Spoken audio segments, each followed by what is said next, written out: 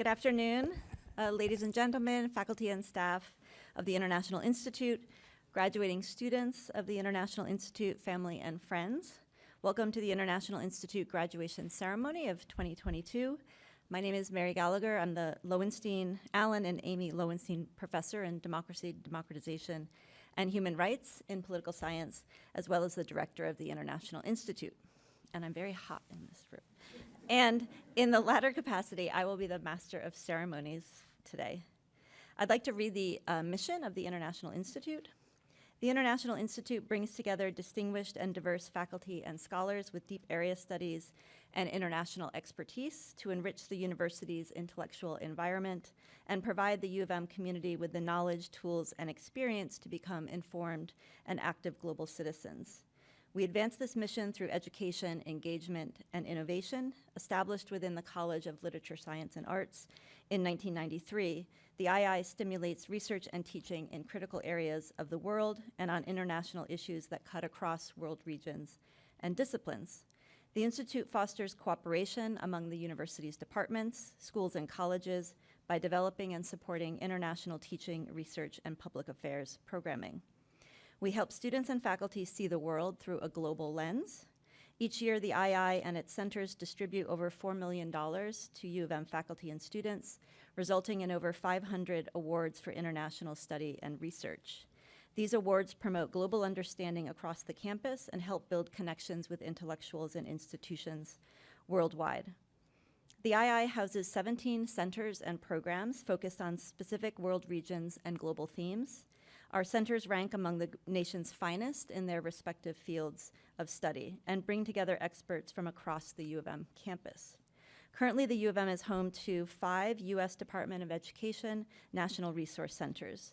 These designations are earned in prestigious national peer-reviewed competitions, and many of our centers represented here today have legacies and histories of 50, 60, even 70 years old. We're proud of Michigan's strong legacy in area studies and language training.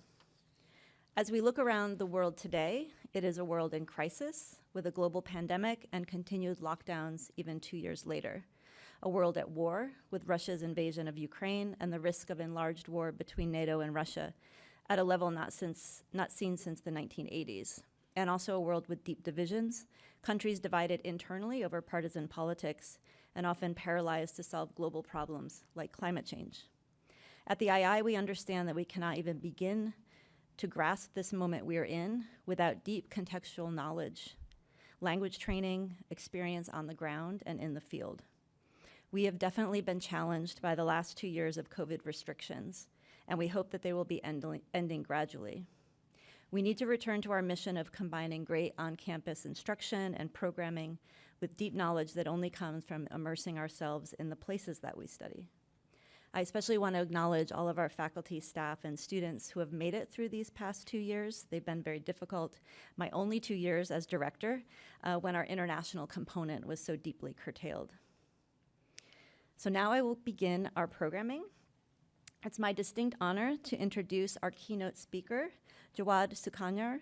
Mr. Sukhanyar worked as a journalist for major news agencies in Afghanistan, where he reported for the New York Times for 8 years.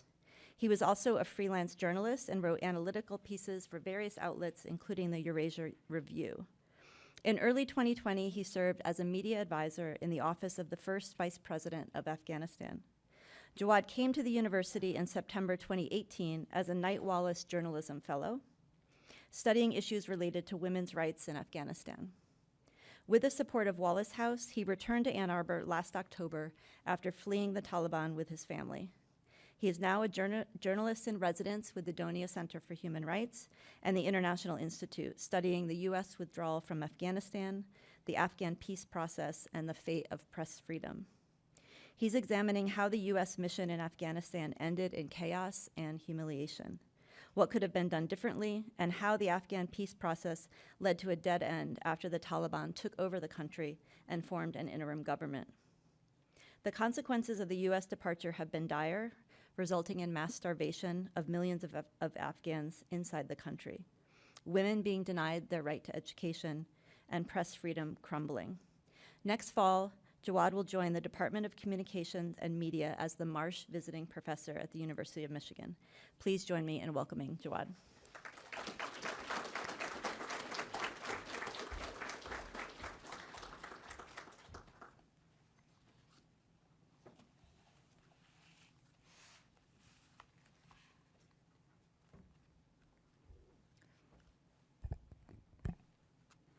Thank you, Mary. Thank you, International Institute.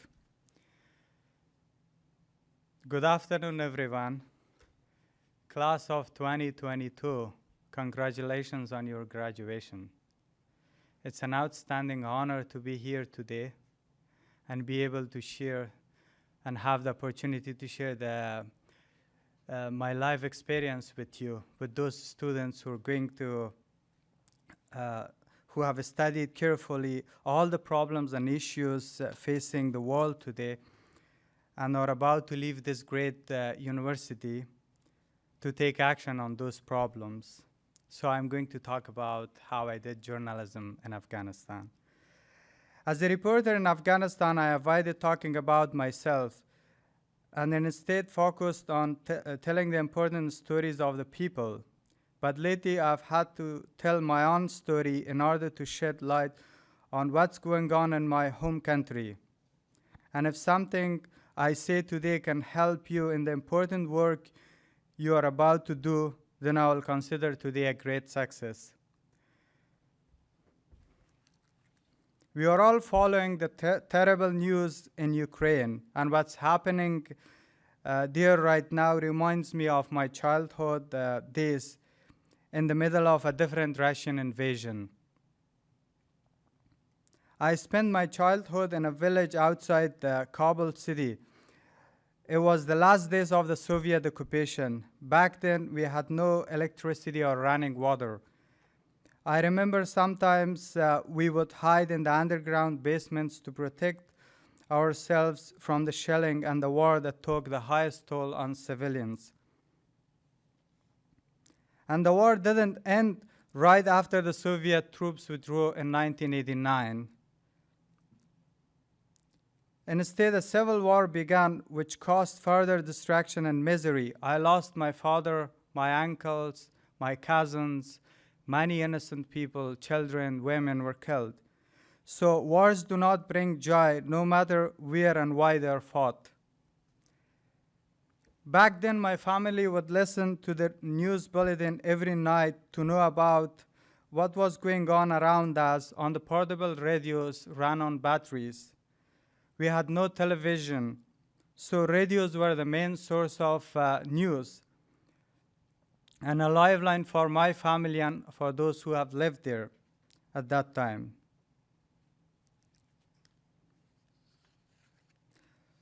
Life was not easy, but some of us made it through. My family was forced to seek refuge in Pakistan during the war. The last time we lived as refugees was when the Taliban ruled Afghanistan between 1996 and 2001. It was even harder. We had nothing. After the tragedy of 9/11, life changed for the people in the United States. It changed for the people of Afghanistan as well, including mine.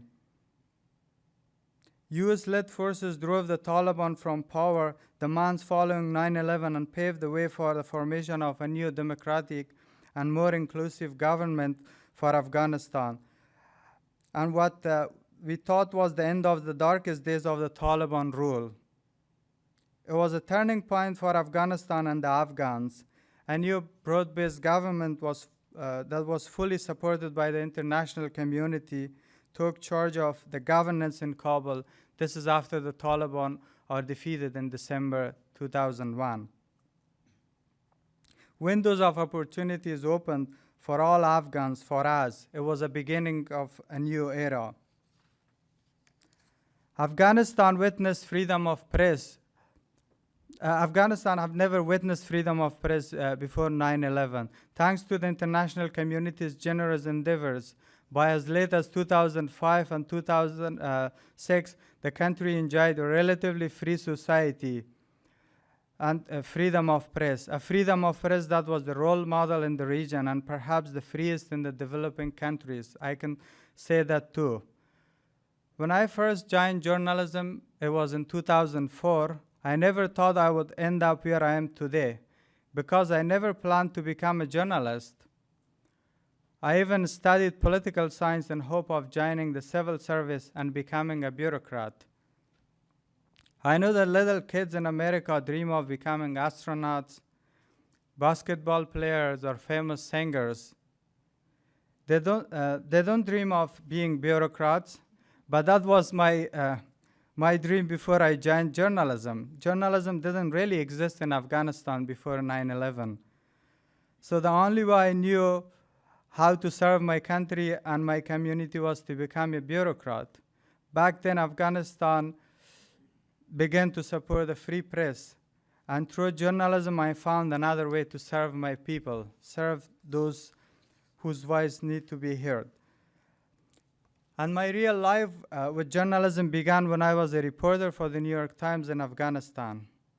I must say I'm proud of what I had been doing in those years. Having a passion for professional journalism, I was ready to take any risk in order to get the stories out. Doing so, there were occasions I nearly escaped death. I was at official events that were bombed, attacked, but luckily I made it alive, which I am grateful to Almighty for that.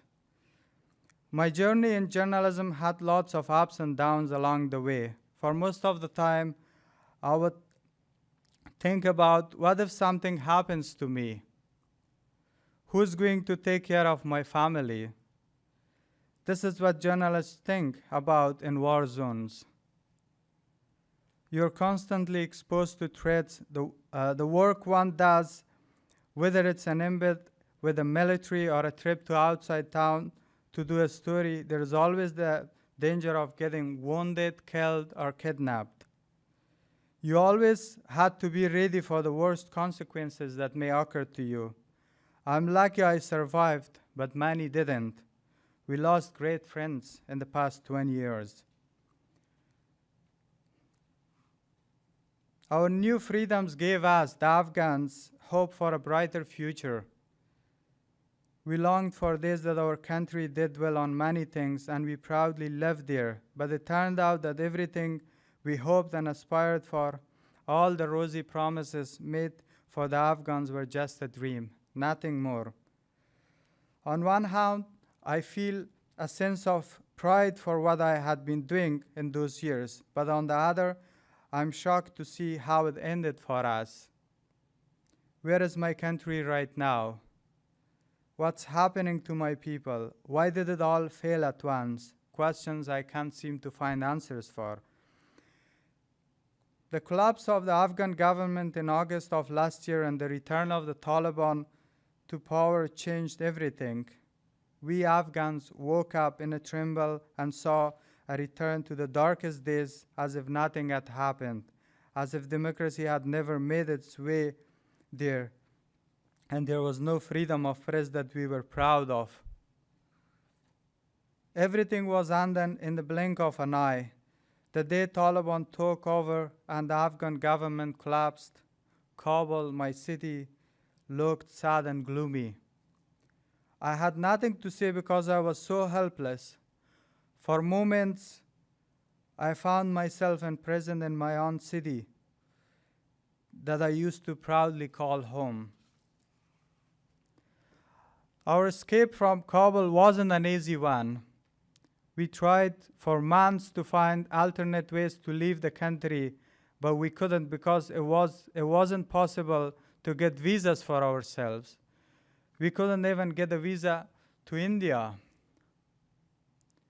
It was only on August 15 when I received a text from the New York Times bureau in Kabul to get to the airport as soon as possible. When we left our home for the last time, the street we lived on was usually empty and quiet. The rest of the city looked so broken and in pain. Our first 2 days at Kabul airport were the most grueling and dangerous times for us. We were exhausted, frustrated, and traumatized. Plus, we didn't know whether we could get on a plane to leave. I remember our son Manzoor, who was extremely dehydrated on the second day, would constantly ask me and his mom for water, but we didn't have any. Repeatedly, he would ask, I want water, I want a soft drink, but we couldn't help him because there was nothing.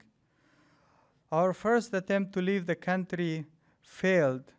When the Taliban fighter entered the airport, there were tens of thousands of people inside the airport. They started hitting people with sticks and chains indiscriminately, which ended in a stampede. We nearly lost each other in the dark. Our attempt ended in failure and frustration with all our baggage lost.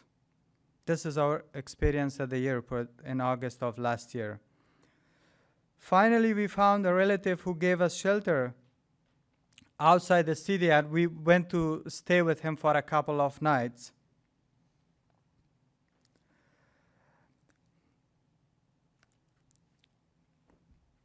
And this was to find an alternative way to regroup and get back to the military side of the plane that we managed to leave on August 19. I couldn't believe it took us days and so much effort to finally get crammed into a C-17 US military plane and be ferried to an unknown destination. That destination was Doha. When we arrived at Doha airport, we were exhausted, sleepless, disheveled, yet to spend the night at the terminal until we were allowed entry the next day. Again, after days of waiting in Doha, Qatar, we were flown to Mexico City, this time in a Qatari C-17 military plane. This was the longest flight I've ever had in my life. For 27 hours, we were seated inside the plane. So finally, we arrived in the US on August 31st and were allowed entry on humanitarian parole visas.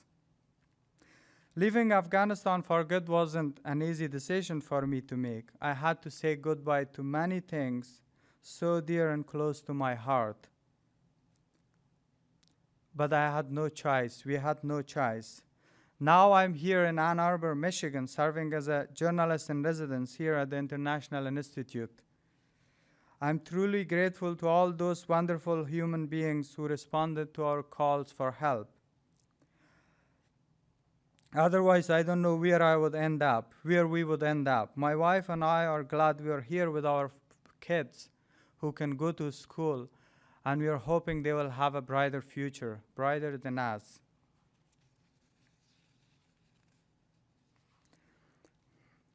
So the Taliban has not made it clear what type of government they are going to establish for Afghanistan. It has already been 8 months. There is no clear vision as of yet. Since they took control in August of last year, they have been busy consolidating their power, looking to prolong their emirate's life. Besides, one can see there is a shift in their way of doing politics. It's becoming more ethnocentric. They don't care about what people think. They only care about their religious ideology that tells them that their political legitimacy in the country comes from God. So it doesn't matter what ordinary people say or think about. Therefore, they call themselves the Islamic Emirate of Afghanistan, abolishing Afghanistan's democratic constitution. Every other day, they impose a new law further restricting people's rights, in which they are basically brutalizing the public. According to the United Nations reports, 96% of Afghans don't have enough to eat. This is alarming. So, freedom of press, I could say, is non-existent in Afghanistan. Hundreds of national and international media outlets have shut down services since they took power. They don't adhere to any international laws and norms. The press is free as long as it doesn't clash with their interests and how they like to rule. Journalists, intellectuals, teachers, musicians, artists, all those people who wanted to work for a better Afghanistan can no longer stay in the country. So there's no hope, I think. Since taking over, the Taliban has had the worst relations with at least 3 of Afghanistan's neighboring countries, including Pakistan and Iran. Border clashes were reported in eastern and southwestern borders recently. Tensions heightened as the Pakistani military conducted an airstrike inside Afghanistan soil, supposedly targeting Pakistani Taliban hideouts. It's worth noting that the United States had done its fair share of support for Afghanistan in the last 20 years, starting 2001. And the Afghan people acknowledged that. Afghanistan was experiencing its worst after the Taliban were forced to leave in 2001. The U.S. stood by the Afghan side and helped us move forward. They helped us build our democracy. They helped us with the reconstruction of the country, with the rehabilitation process. So it will be very unfair to ignore the resources and financial sacrifices the United States made in Afghanistan. Afghans were and are grateful for all of that. What happened in August of last year is a different story. Changes in the last 20 years were quick for the Afghans. For a society as conservative as Afghanistan, it was a little too fast and quite steady, to be honest. Some of the changes of the past 20 years, I could say, are impossible even for the Taliban to undo. For example, today the Taliban face a young generation, some of whom are armed with smartphones and the internet. They don't want to go back. This young generation will never bow to the Taliban's illegal and restricted calls. So Afghanistan will never be Talibanized the same way it wasn't Talibanized the last time they ruled. But it can definitely be subjected to their indiscriminate violence. All that said, Afghanistan is not the only place in the world that's suffering under the oppression and the authoritarian rule. There are other places with situations, in some cases, worse than Afghanistan.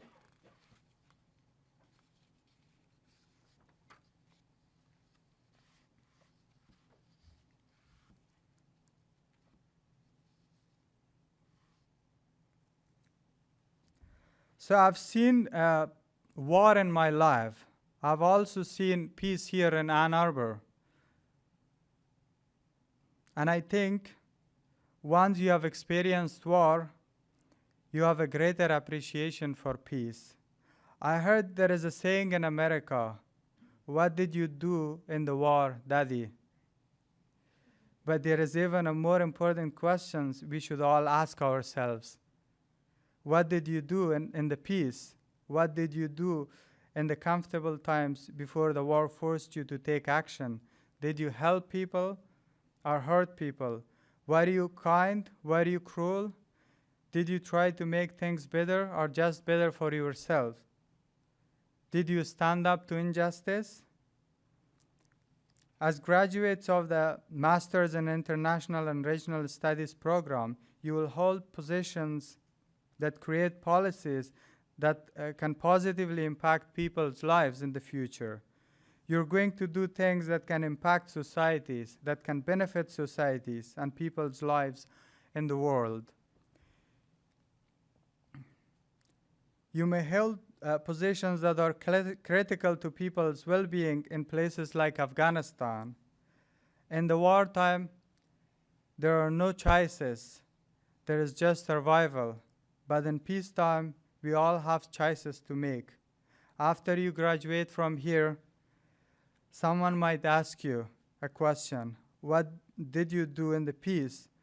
And when they do, I hope you will have a good answer to give them. Thank you for listening, and wherever you go, go blue.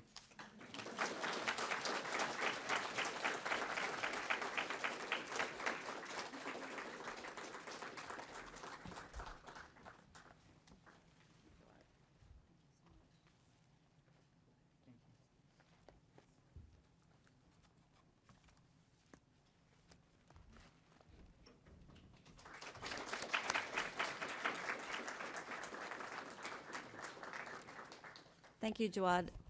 I can guarantee that there are people in this room who want to be bureaucrats.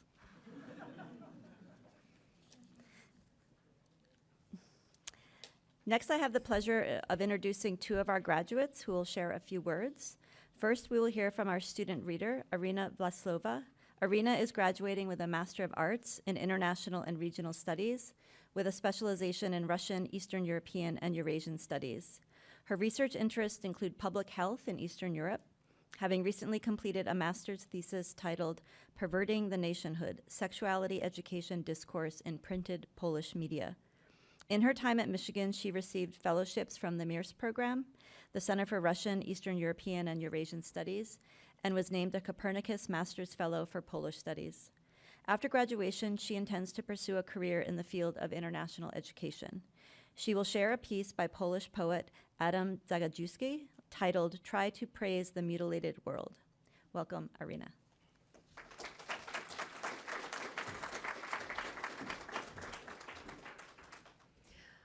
Dear faculty, staff, parents, guests, and of course my fellow graduates, congratulations.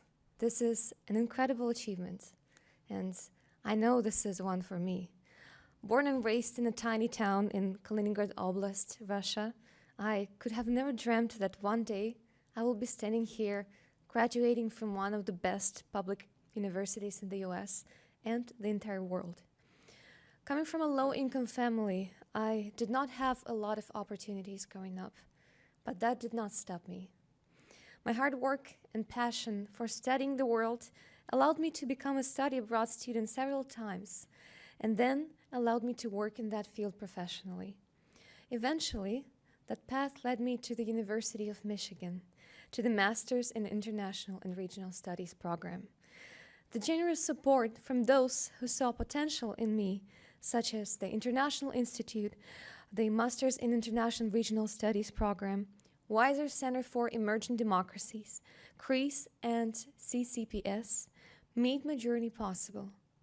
The MIRS program, as flexible and diverse as it is, not only gave me the academic tools to create my own path, it also allowed me to meet the most wonderful people with incredible backgrounds, learning from whom was a part of my MIRS experience. Now, I'm sure that every single one of us graduating today is ready to make this world a little bit better. And every one of us in this room knows that the world needs this like never before. In times like these, almost nothing seems real. With all the pain, suffering, and destruction in the world right now, it is difficult to comprehend that the world lives on. We're confused, we are lost, and we are ashamed that the very opposite of life, such as Russia's war in Ukraine, is happening right now. In times like these, it's important to act. It is important to help those who suffer, and it is important to keep doing what we can do best, be that work, service, research, or art. But no act can be maintained without hope. Hope is what keeps us moving. Hope pushes us to explore new horizons. Hope helps us seek cure for illnesses. Hope makes us reach for the stars. Hope makes us persevere. In times like these, it's hard to keep hoping. It is hard to see why is it worth living in this world? Why is it worth it for this world to exist? But we must keep trying. We must keep trying to hope, trying to live, and trying to praise the world we live in.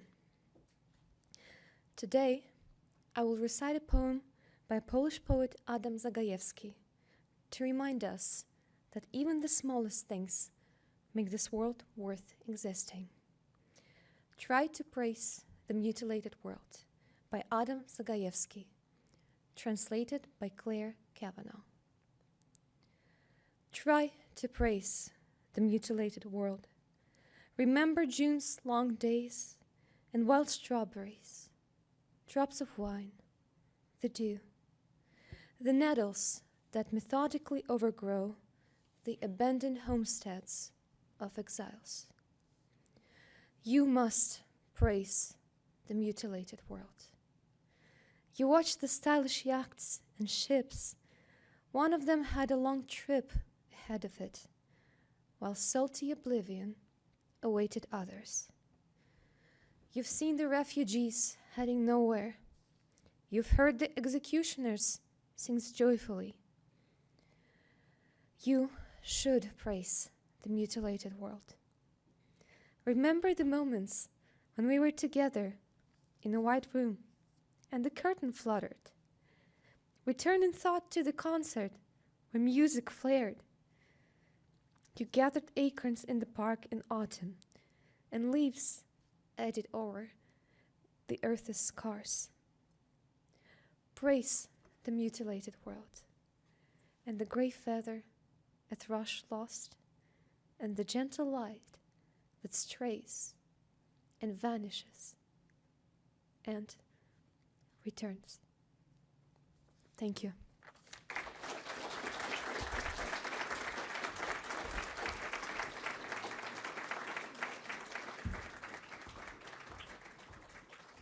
Oh my God, this is so Thank you.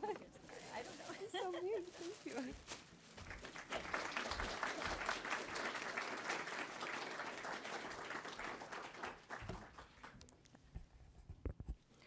Thank you, Arina. And now Amanda Hardy is serving as our student speaker for today's event. Amanda is graduating with a dual degree, earning a Master's of Arts in International and Regional Studies, with a specialization in Russian, Eastern European, and Eurasian Studies, as well as a Master of Science in Information. Her research interests center on social media and disinformation. In her master's thesis, Russian Speakers' Vaccine Hesitancy and V-Contact, What Social Media Can Tell Us. She explores vaccine narratives present on Russian social networks and makes recommendations for remedying low vaccination rates among Russian speakers. Amanda received several awards during her graduate studies, including Foreign Language and Area Studies fellowships for both Russian and Ukrainian, a Boren Fellowship for Ukrainian, and a Critical Language Scholarship. Finally, as a 2022 Presidential Management Fellowship nominee, Amanda hopes to work in U.S. foreign affairs after graduation. Welcome, Amanda.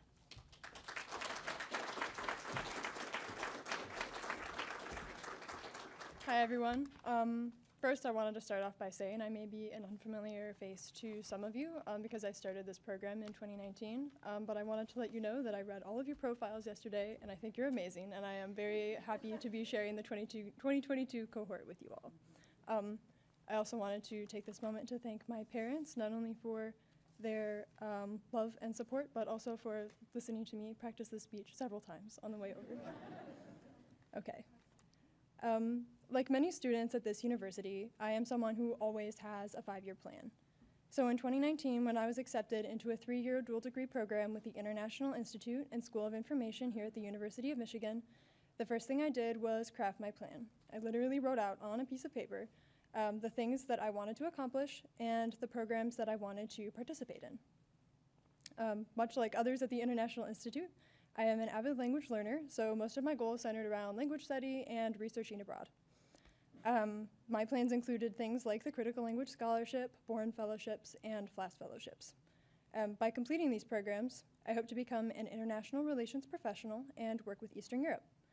I had everything planned out, and I am very proud to say that I was offered a place in every program that I wanted to participate in.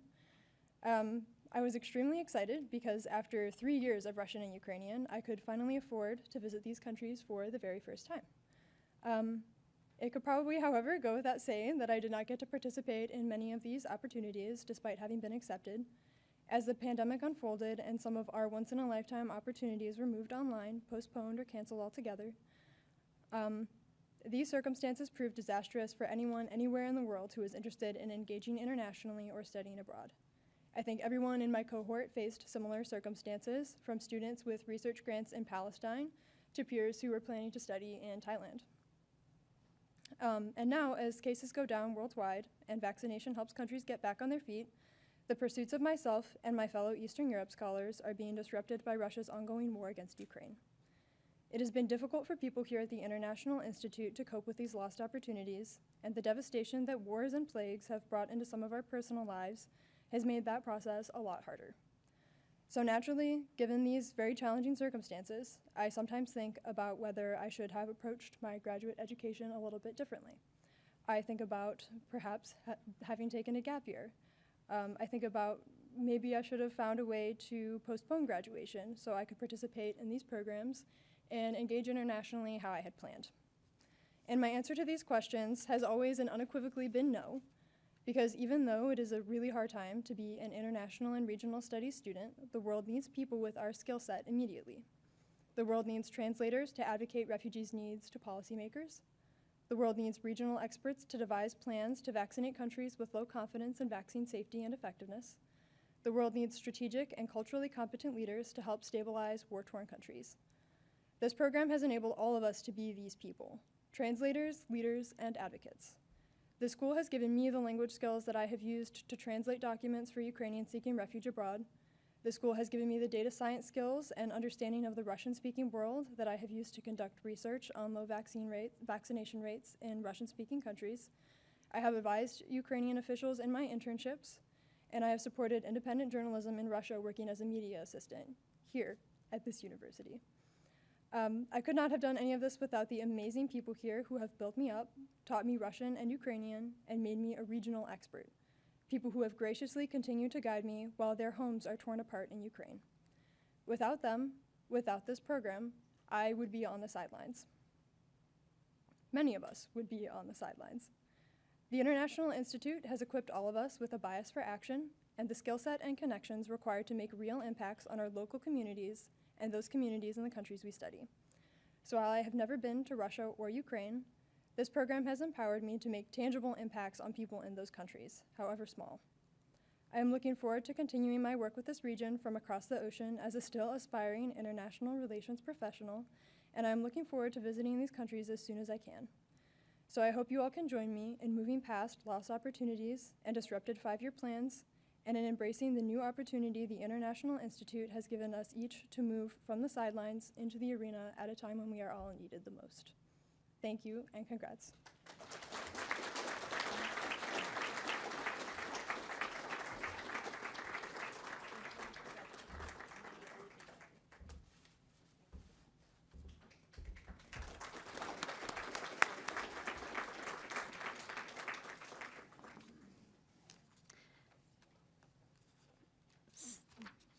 Now we begin the part that you have been waiting for, recognition of this year's graduates. We will begin by recognizing graduate students from the Masters in International and Regional Studies. We're very excited to be celebrating our second cohort of graduates from this new program, which was launched in 2019.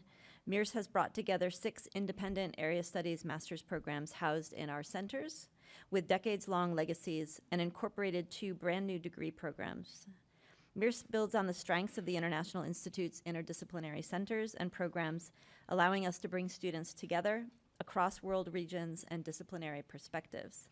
The program provides students with the comparative perspective and analytic tools necessary to both understand and address issues and challenges that traverse the globe. And as we can see in our speakers today, there are so many issues across the globe. I now invite the graduates of the MIRS Russian, Eastern European, and Eurasian Studies specialization to line up at the stage. The Center for Russian, Eastern European, and Eurasian Studies, CREASE, is one of the nation's leading institutes for interdisciplinary research and training on Russia, Central and Eastern Europe, and Eurasia. Established in 1959, CREASE currently awards U.S. Department of Education-supported foreign language and area studies fellowships for this broad world area. The center has over 70 affiliated faculty and visiting scholars who offer more than 150 courses each year.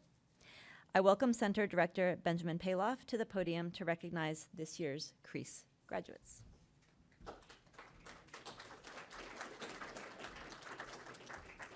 Thank you all very much. And if you're wondering why we've skipped the alphabetical line, it's because I have another graduation that I have to MC in another building. So thank you for that accommodation. Before I announce our graduates, I do want to say that this is really just it's a wonderful thing to be able to see you all here for the first time in some, what seems like many years.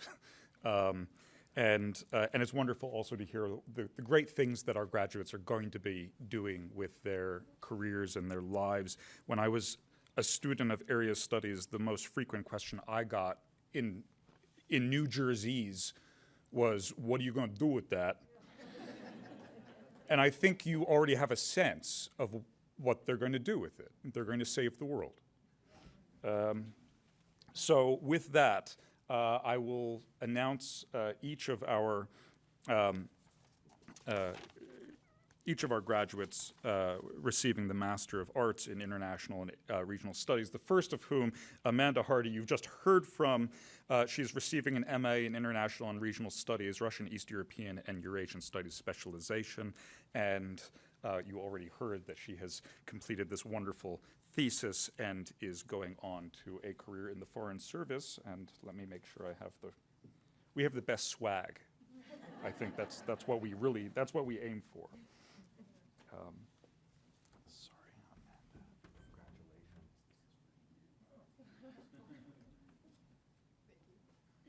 Congratulations. No, yeah, you see it? Yeah, good, thank you. Congratulations.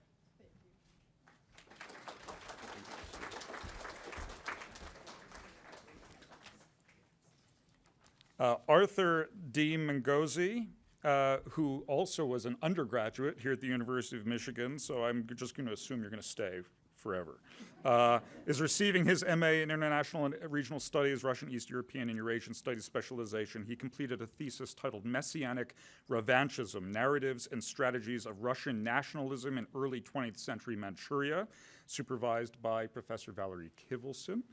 And during his time as a MIRS student, Arthur was awarded a fellowship from the Weiser Center for Europe and Eurasia and served as a graduate student instructor for 2 semesters. Congratulations, Arthur.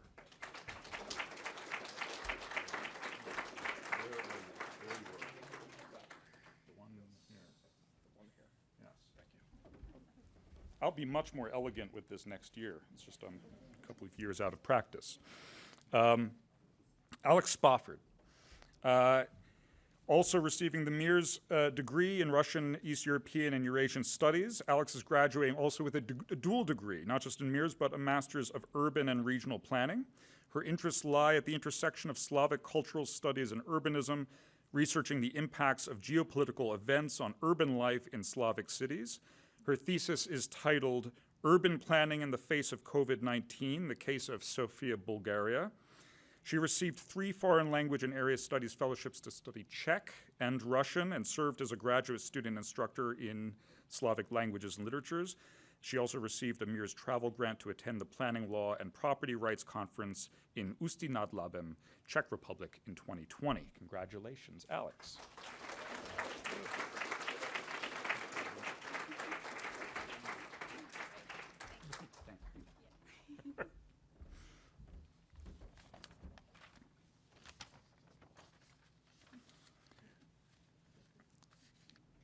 Anna Tanalski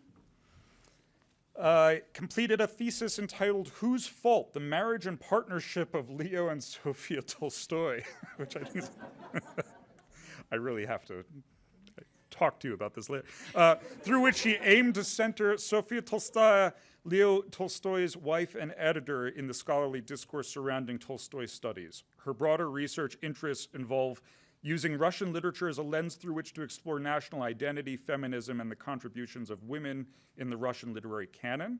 She was a 2-time recipient of a Foreign Language and Area Studies Fellowship for Russian, and she will be continuing on at the University of Michigan doing another master's in information.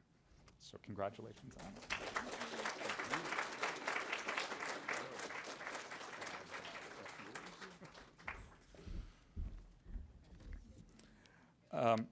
And Arina Vlasova, whom you've already met, is receiving the MA in Russian, East European, and Eurasian Studies specialization.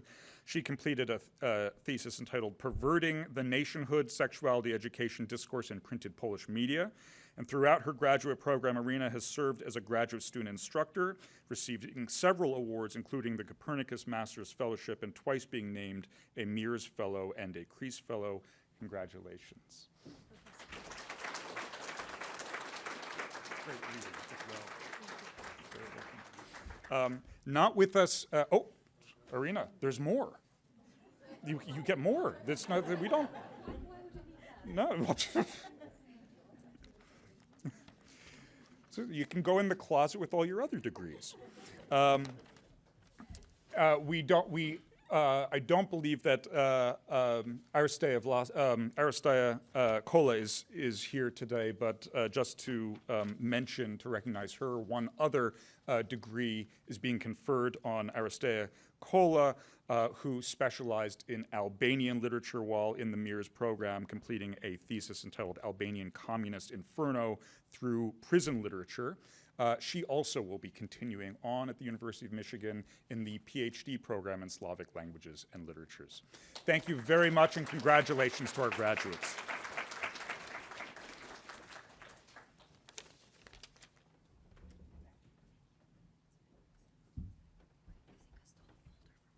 Oh, okay. Okay, thank you, Ben. I now invite the graduates of the MIRS African Studies specialization to line up at the stage. The African Studies specialization within MIRS is jointly administered by the Department of Afro-American and African Studies, also known as DAS, and the African Studies Center. The African Studies Center was founded in 2008 to provide strategic guidance and coordination for Africa-related education, research, and training activities on campus, and to promote opportunities for collaboration with African partners on the continent. Through a number of programs and initiatives, the African Studies Center pursues its mission to deepen and expand scholarly and educational partnerships, support exchanges between U of M and African institutions, and enhance the study of Africa within the U of M curriculum, and more. Founded in 1970, DAS is the University of Michigan home for scholarship and curricula on Black communities and cultures in Africa, North America, and across the globe. The DAS African Studies Caucus is made up of anthropologists, art historians, ecologists, economists, historians, literary theorists, musicologists, political scientists, and sociologists.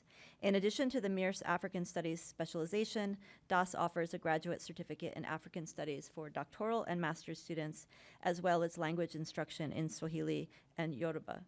To introduce the graduates, I invite to the podium the director of the African Studies Center, Andries Kotze, and Ann Pitcher, MIRS academic advisor and executive committee representative from the Department of Afro-American and African Studies. There you are.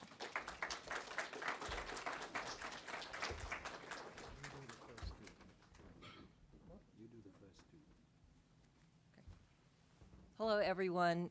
Let me just say that I was also one of the professors who co-taught 501, 502 when all of you arrived. And it is so wonderful to see you in person. We got to meet a bit during that whole year, but this is really special for me to see how your work developed from the first month in 501 to today. So it's really great hearing about everything that you've done. So let me now introduce the graduates for the Masters of Arts in International and Regional Studies, African Studies specialization. First of all, Lola Chen.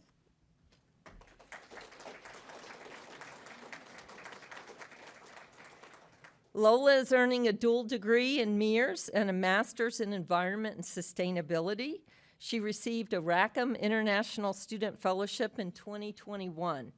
Her research interests revolve around wildlife conservation narratives and implementations in Central Africa. She's particularly interested in the way conservation programs are situated in people's daily lives and their relation to broader socio-political history and culture in the region. Lola completed a MIRS thesis titled Queering Wildlife Conservation Narratives in Central Africa. Congratulations, Lola.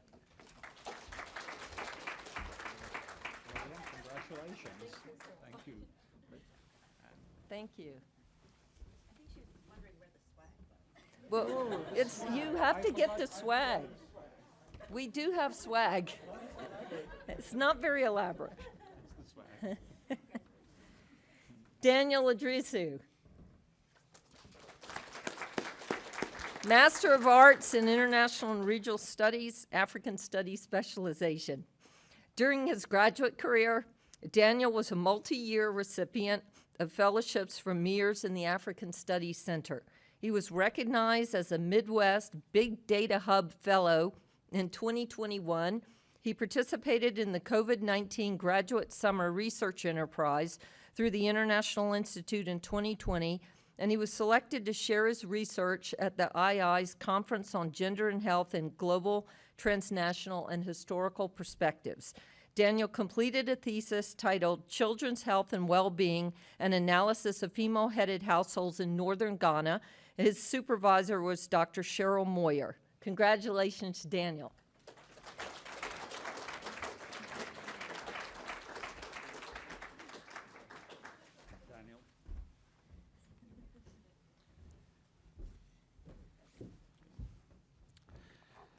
And it is my honor to introduce Alfred Anozi Momodu. And I was just thinking, Alfred, I think I met you 5 years ago in a restaurant in Accra, Ghana. So I'm very happy that I can see you again here today. So Alfred is also receiving the Master of Arts in International and Regional Studies with the African Studies specialization. He completed a thesis titled The Digital Public as a Site of Moral Negotiation and Coercion in Nigeria, a Theoretical Case. And while Alfred was with us, he was a recipient of a MIRS fellowship and a fellowship from the South Africa Initiatives Office in DAS. Prior to joining MIRS, Alfred also received a Master of Laws degree here from the University of Michigan, so it's his second Michigan degree. And at the law school, he was a Grotius Scholar. And while in the MIRS program, Alfred also served as a graduate student instructor. And I just heard from him earlier today that he's going on to do law school at Georgetown University after this. Alfred, congratulations. Great. Congratulations.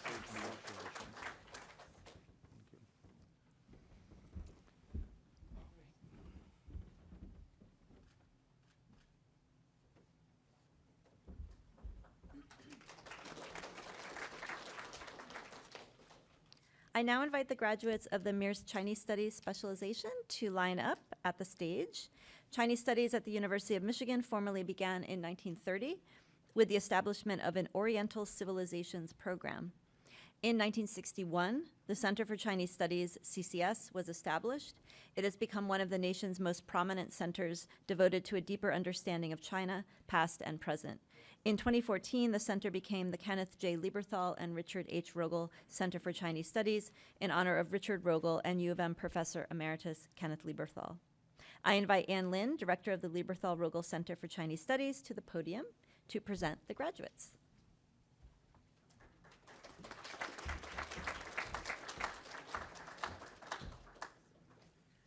We're all coming up with swag. I am proud to present the 4 graduates in the Masters of Arts in International and Regional Studies in the Chinese Studies specialization. First is Ziwen Gong. Ziwen completed a thesis entitled Women Performing the Modern, Review and the Heterotopia Space in the Republic of China, 1920s to 1930s. She was a recipient of the Lieberthal-Rogel Endowment Fellowship in 2021 and the LRCCS Endowment Fellowship in 2020. In addition to MIRS, Ziwen is also graduating with a certificate in World Performance Studies from the University of Michigan. Congratulations. Yep.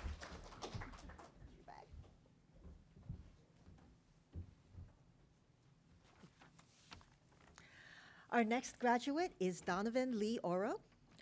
Donovan completed a thesis titled The Relationship Between Education and Language Inside and Outside of Mainland China. He was a recipient of the Lieberthal-Rogel Endowment Fellowship in 2020 and served as a graduate student instructor for the History Department's course exploring the Arab-Israeli conflict. His academic interests also include the Middle East, drawing parallels between China's territorial disputes with Taiwan and the contentious, complex relationship between Israel and Palestine. This summer, Donovan has been awarded a Foreign Language and Area Studies Fellowship for language study in Jordan. Congratulations, Donovan.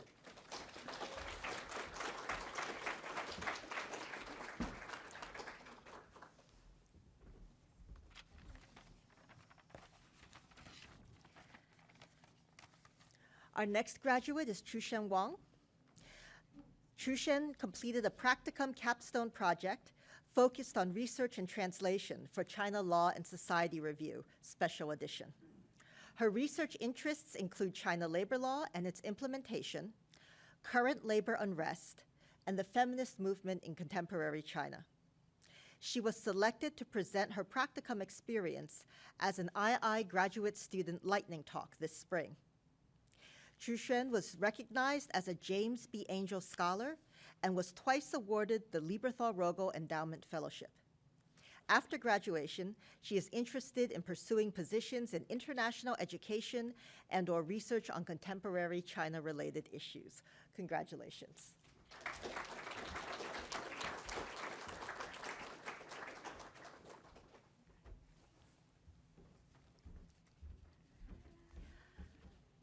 And last but not least, Yiming Wang. Yiming's research interests include gender history and modern Chinese history. His research in the MIRS program has focused on gender, masculinity, and propaganda in the Republican era, culminating in a thesis titled Anti-Communist Propaganda and Masculinities in Nationalist China. He received an LRCCS Summer Language Fellowship and the Lieberthal-Rogel Travel and Research Fellowship for summer 2021. He was also a two-time recipient of the Lieberthal-Rogel Endowment Fellowship. Next fall, Yiming will be joining the History PhD program at Northwestern University. Congratulations.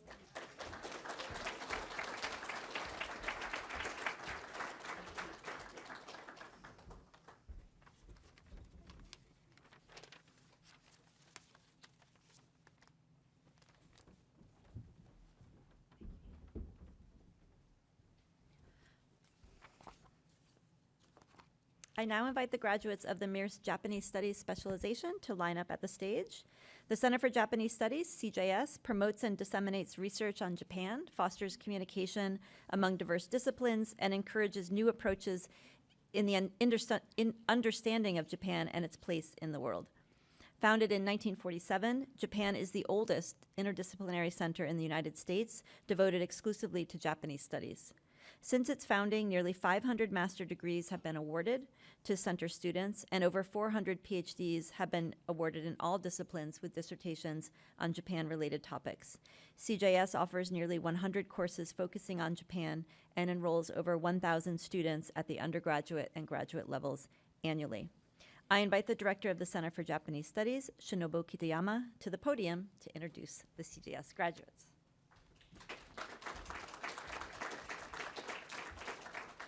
So congratulations, everybody. After 2 years of lockdown and all the uncertainties related to COVID, I'm so happy to see all of you finishing successfully. I want to congratulate all of you for your accomplishment. Now, I want to introduce Kyle Lachance, Masters of Art of International and Regional Studies and with Japanese Studies specialization. Kyle's research looks at the modality of religion in Japanese popular culture. He completes a MIRS thesis titled Dual-X Anime, an examination of Catholicism in anime. In 2020, he received the Dr. Hiroyuki and Mr. Helen Reinhardt Wete Fellowship in Japanese Studies, and in 2021, he received the CJS Academic Year Fellowship. He was selected to present his research as an II graduate student lightning talk at the University of Colorado Boulder Asian Studies Graduate Association Conference. Congratulations, Kyle.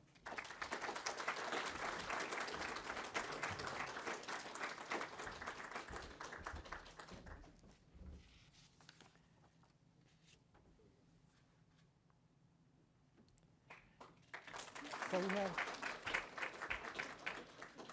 the other person didn't show up. That's fine. Yeah, thank you. I now invite the graduates of the MIRS Middle Eastern and North African Studies specialization to line up at the stage. Since its founding in 1961, the Center for Middle Eastern and North African Studies, CEMENAS, together with the Department of Middle East Studies, has supported a long tradition of studying the MENA region that dates back to 1892, when Arabic was first taught at the University of Michigan. Now, in its 61st year, CEMENAS promotes a broad and deep understanding through research, education, and local outreach programs. It serves as a vital hub of Middle East studies on campus, facilitating dialogue between U of M faculty, students, and the broader community by organizing and supporting conferences, lectures, and performances. Every year, it welcomes scholars from the region and elsewhere in the world to explore vital issues affecting the culture and politics of the Middle East and North Africa. In 2018, CEMENAS was awarded $2.3 million from the U.S. Department of Education to continue operations as a national resource center and support students studying Middle Eastern and North African languages. To introduce this year's CEMENAS graduates, I invite Ryan Speech, Director of the Center for Middle Eastern and North African Studies, to the podium.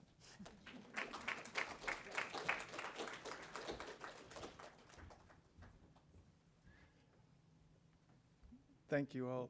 I'm delighted to be able to talk today and congratulate Catherine Downs, who's receiving a Master of Arts in International and Regional Studies with a focus on Middle Eastern and North African Studies. Catherine is graduating with a dual master's degree in MIRS and social work.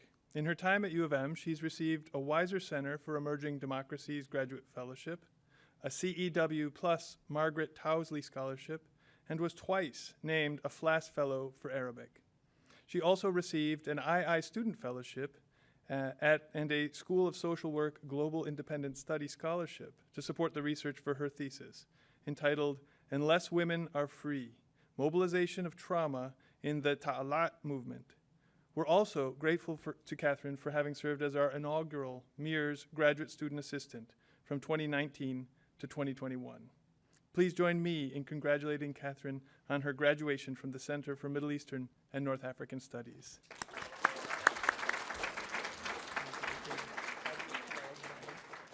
Great job.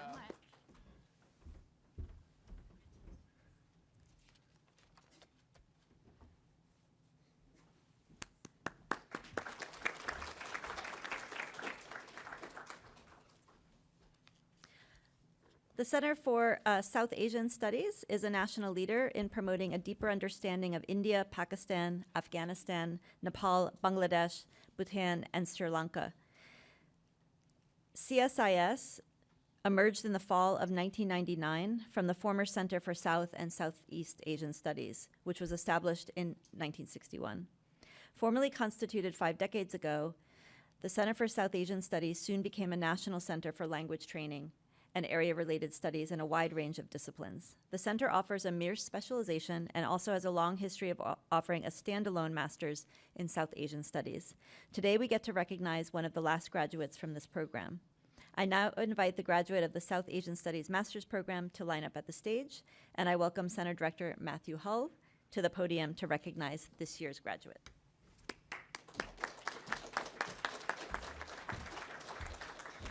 Hello, wonderful to see you all here. It's a great pleasure for me to be able to introduce our single graduate this year, Connor Singh Vanderbeek, who's getting a Master of Arts in South Asian Studies. Connor completed a thesis titled Anachronism, Racial Hierarchization, and Negation in Sikh Politics in the US and Canada, circa 1897 to the present. The thesis describes how contemporary mainstream diasporic Sikh identity in the US and Canada is a product that is organized around a specific configuration of ethnicity, language, ancestry, historical memory, and religious practice. The thesis argues that this identity project is anachronistic. Connor shows how immigrants have had to formulate and reorganize Sikh identity according to prefigured racial hierarchies and negations of shared identities with other groups. It's a great pleasure that he'll getting a degree this year, but he's not leaving us. Happily, he's going to stay, continuing his PhD in ethnomusicology. They are a scholar of Punjabi diasporic art and culture, a composer and pianist, and a media artist. They are also focused on cultural memory and identity politics in the Sikh diaspora. Connor's dissertation research engages diversity policy in Canadian arts and its relationship to the commodification and tokenization of Punjabi Canadian artists. Please join me in congratulating Connor on their graduation from the Center for South Asian Studies.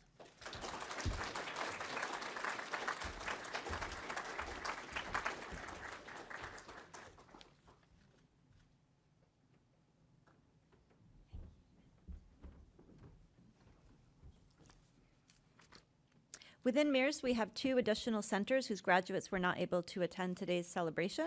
Even though their students are not in attendance, I'd like to recognize those centers and their graduates.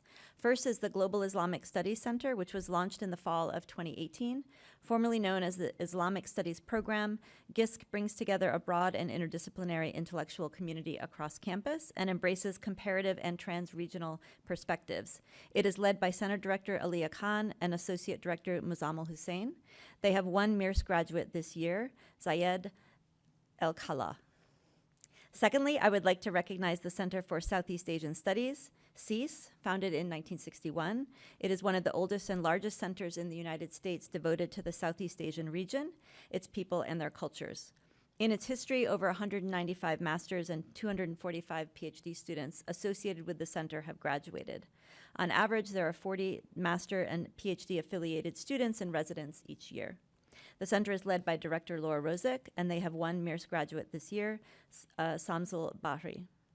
Please join me in congratulating once more all of the graduates from our master's programs.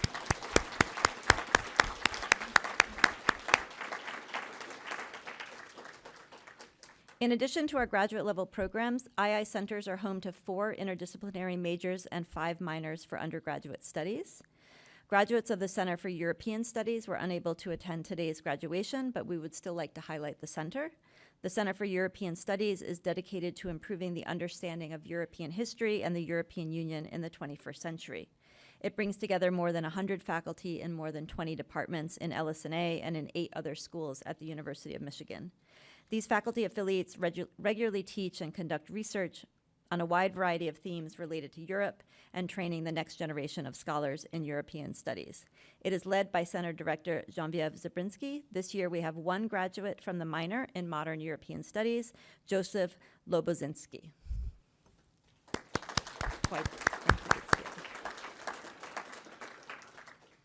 I now invite the graduates of the Center for Latin American and Caribbean Studies to line up at the stage. The Center for Latin American and Caribbean Studies, LACS, stimulates and supports a broader and deeper understanding of the region, both within and without the walls of the university. LACS was founded in 1984 as a major granting center and as a nexus for faculty members and students from a wide range of disciplines and perspectives who share a common interest in Latin America and the Caribbean. The center has been designated a National Resource Center by the U.S. Department of Education since 2006, most recently receiving a $1.8 million grant in 2018 to support its many initiatives. LACS was also awarded a grant from the Tinker Foundation, which together with matching funds from the International Institute and Rackham Graduate School totals $150,000 to fund master's, doctoral, and professional school students conducting preliminary or pre-dissertation fieldwork in Latin America. I now invite Alana Rodriguez, Associate Director of Operations and Partnerships at the Center for Latin American and Caribbean Studies, to the podium to introduce the graduates. Hi, good afternoon. I do want to start by assuring you that my gifts were distributed before the ceremony. I did things out of order, but I assure you we're all set there. It is my pleasure to introduce 2 graduates of our minor program today. So we'll start with Avery Sandstrom. In her time at U of M, Avery received 2 foreign language and area studies fellowships for Quechua in 2020 and 2021. In the summer of 2019, she had the opportunity to travel to Ecuador to volunteer as a tutor for the Quito Project, which she now leads, and to work on a documentary project for an organization called Nido de Vida en la Bolivarense, Ecuador. Avery is currently working on a research project through LAX, examining the world of virtual fieldwork in Latin America. Congratulations, Avery.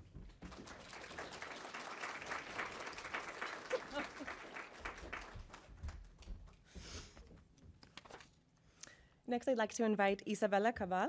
Isabella, yes. Love the enthusiasm. Isabella was born in Colombia, but she's lived in Ecuador and Mexico.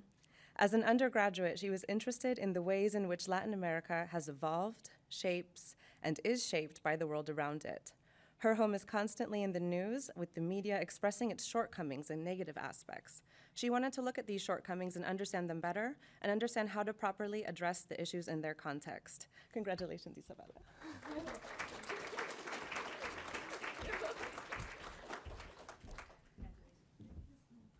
Please join me in congratulating Avery and Isabella, as well as Sabrina Amarocho Lang and Allison Williams, who received the Bachelor of Arts but could not join us today, and Valerie Jean Reeves, Megan Teague, and Grace Van Kennel for the minor in Latin American and Caribbean Studies. Thank you.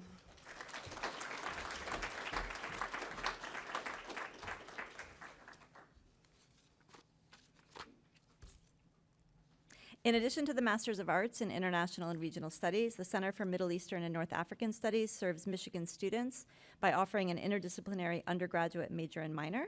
I also invite Ryan, speech director of the Center for Middle Eastern and North African Studies, to rejoin me on the stage to present this year's graduate from the MIRS major. Thank you.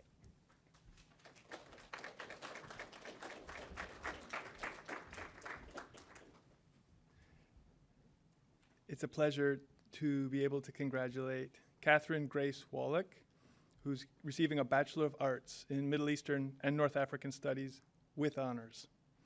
Catherine double majored in International Studies and MIRS. She completed several research projects focused on the Israeli-Palestinian conflict and various human rights issues across the Middle East, including an undergraduate thesis titled How Arabs and Muslims Are Racialized.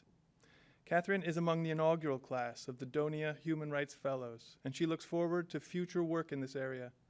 After graduation, Catherine will continue her Arabic language studies, in addition to working in the Metro Detroit area to assist refugees with securing reliable jobs and fair wages.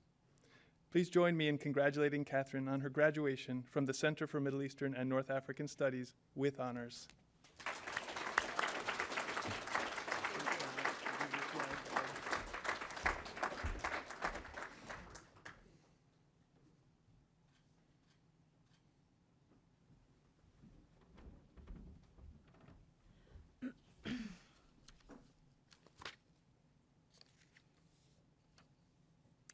The Center for Russian, Eastern European, and Eurasian Studies offers broad interdisciplinary training for undergraduate students who wish to acquire extensive knowledge of countries of the former Soviet Union and East Central Europe. While these students were not able to attend today, I'd like to recognize Adam Gilmore and Samuel Vogler, who are graduating with a Bachelor of Arts in Russian, Eastern European, and Eurasian Studies. Finally, the Global Islamic Studies Center offers an interdisciplinary minor to students who wish to better understand the history and culture of the Islamic religion and Muslim societies, as well as gain insight into the political, economic, and social transitions taking place in this field. While not in attendance today, I would like to recognize this year's graduate from the Islamic Studies minor, Sana Ghafour. Please join me in congratulating once more all of the graduates from our undergraduate programs.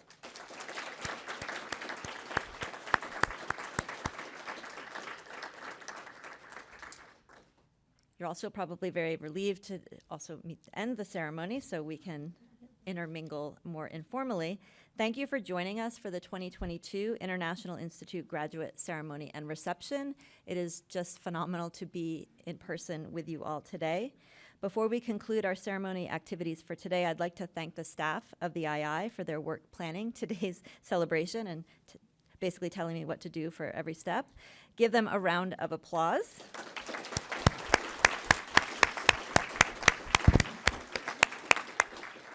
Students and program faculty, we ask that you assemble at the backdrop next to the stage for a few group photos. Guests, please help yourself to the food that is in the alcove at my right. And food ingredients are clearly labeled with respect to dietary restrictions, and your graduates will join you shortly. With that, I conclude today's ceremonies. Thank you very much.